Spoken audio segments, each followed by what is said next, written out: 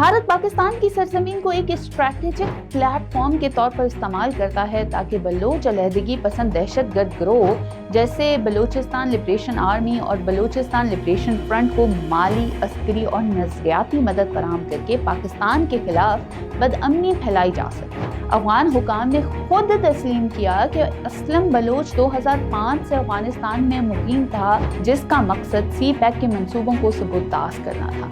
उन्होंने मजीद बताया कि भारतीय सफारतखाने के एक एहलकार कर्नल राजेश ने अफगानिस्तान में टीटीपी और बलोच दहशतगर्द गिरोहों के कमांडर्स के साथ 4 मुलाकातें की ताकि कराची, लाहौर और पेशावर में दहशतगर्दी की कार्रवाइयों को मजबूत किया जा सके।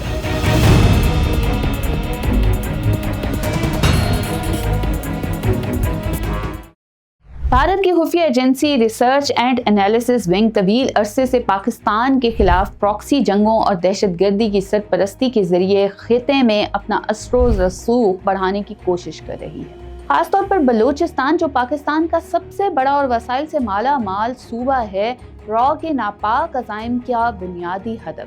भारत पाकिस्तान की सरजमीन को एक स्ट्रैटेजिक प्लेटफॉर्म के तौर पर इस्तेमाल करता है ताकि बलोच अलहदगी पसंद दहशतगर्द गिरोह जैसे बलूचिस्तान लिबरेशन आर्मी और बलूचिस्तान लिबरेशन फ्रंट को माली, अस्करी और नजरियाती मदद फराहम करके पाकिस्तान के खिलाफ बदअमनी फैलाई जा सके। ये गिरोह जो खुद को बलोच तहरीक के तौर पर पेश करते हैं, हकीकत में भारत के हाथों खेलने वाली कठपुतलियां हैं, जिनका मकसद पाकिस्तान की माशी तरक्की, खासतौर पर चीन पाकिस्तान इक्तिसादी राहदारी, जिसे हम सी पैक कहते हैं, को सबूताज करना है। आइए ठोस शवाहिद और अदादो शुमार की रोशनी में इस घिनौने खेल को बेनकाब करें और भारत के इस शर्मनाक किरदार पर तंज करें कि वो किस तरह अपनी नाकामियों को छुपाने के लिए बलूचिस्तान को आग में झोंक रहा है। अफगानिस्तान, जो पाकिस्तान की मगरबी सरहद पर वाक़या है, गुज़िश्ता 2 दहाइयों से भारत के लिए एक महफूज पनाहगाह बना हुआ है, जहां से वो पाकिस्तान के खिलाफ अपनी घटिया चालों को अमली जामा पहनाता है।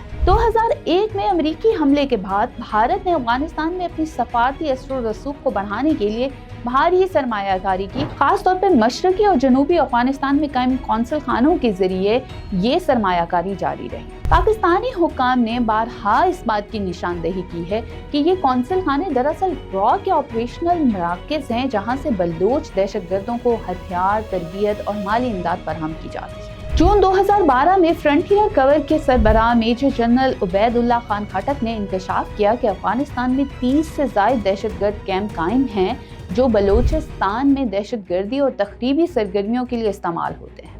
इन कैंपों को न सिर्फ माली बल्कि लॉजिस्टिक सपोर्ट भी भारत से मिलती है। मजीद बना 25 दिसंबर 2018 को BLA के कमांडर असलम बलोच और उच्चू समेत 7 दीगर कमांडर्स अफगानिस्तान के शहर कंधार में एक खुदकुश हमले में मारे गए। ये वाक़या इस बात की वाज़ेह मिसाल है कि BLA के अहम रहनुमा अफगानिस्तान में पनाह गुज़ीन हैं, जहाँ से वो पाकिस्तान के खिलाफ कार्रवाइयाँ करते हैं। अफगान हुकाम ने खुद तस्लीम किया कि असलम बलोच 2005 से अफगानिस्तान में मुकीम था, जहाँ इसे मुकामी पुलिस चीफ अब्दुल रज़ाक अचकज़ई की सरपरस्ती हासिल थी। ये बात मुज़्ज़िका खेज़ है कि भारत, जो खुद को अमन का अलमबरदार कहता है, ऐसी सरगर्मियों की सरपरस्ती करता है जो खिते को अदम इस्तेकाम से दोचार कर रही है।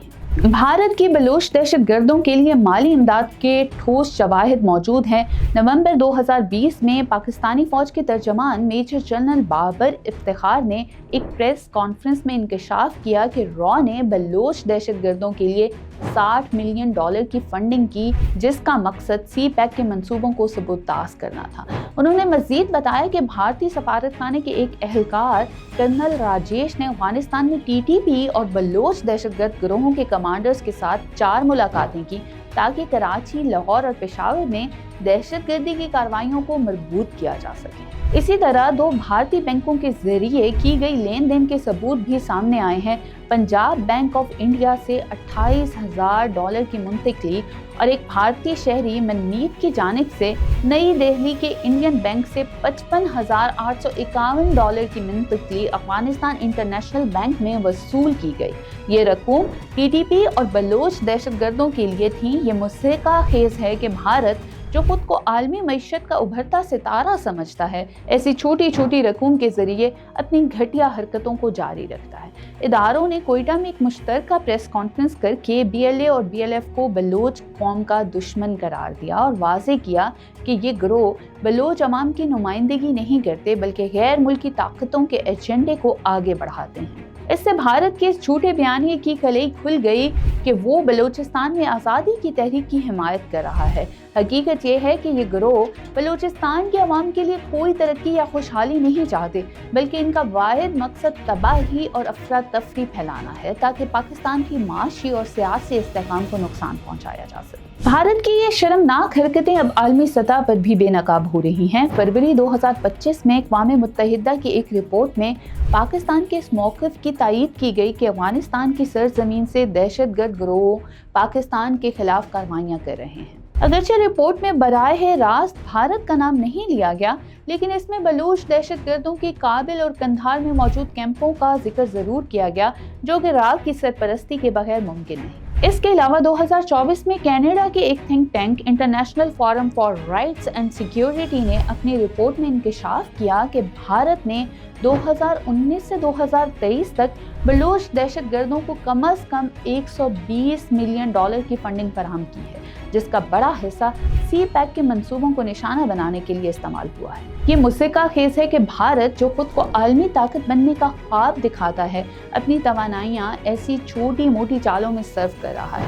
بھارتی میڈیا جو دن رات پاکستان کے خلاف زہر اگلتا ہے، کبھی اپنے ملک کی اس گھٹیا حکمت عملی پر سوال نہیں اٹھاتا۔